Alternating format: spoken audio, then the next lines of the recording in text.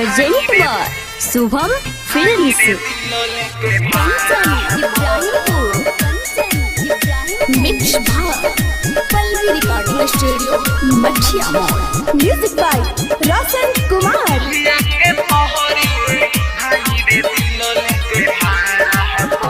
जनी चढ़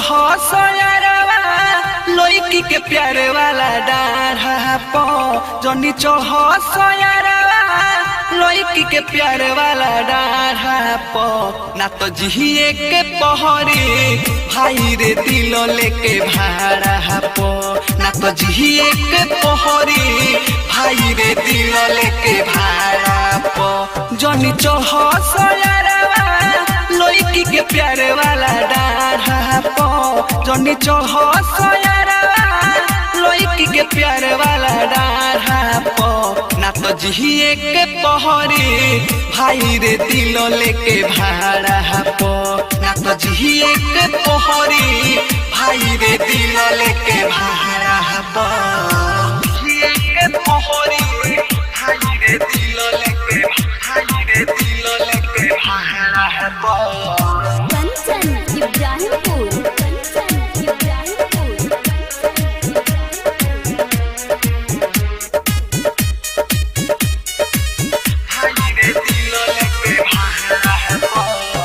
अपना बना के है सपना देखा के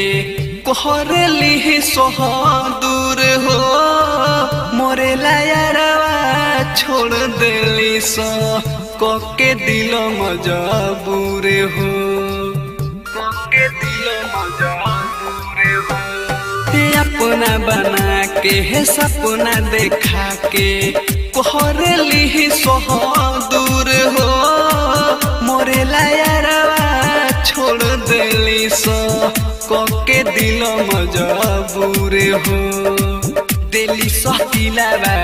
तूर हो जनी पर सफेरा में लगली सो घुमावे सहारा पो जनी पर सफेरा में लगली सो घुमावे सहारा पो ना तो जिए के पहरी भाई रे दिल लेके भाड़ा पो ना तो जिए के पहरी भाई रे दिल लेके भाड़ा पो। मिक्स भाग पल्लवी रिकॉर्डिंग स्टूडियो मठिया मॉल। अर्जेंट बार शुभम फिल्म्स कंचन इब्राहिमपुर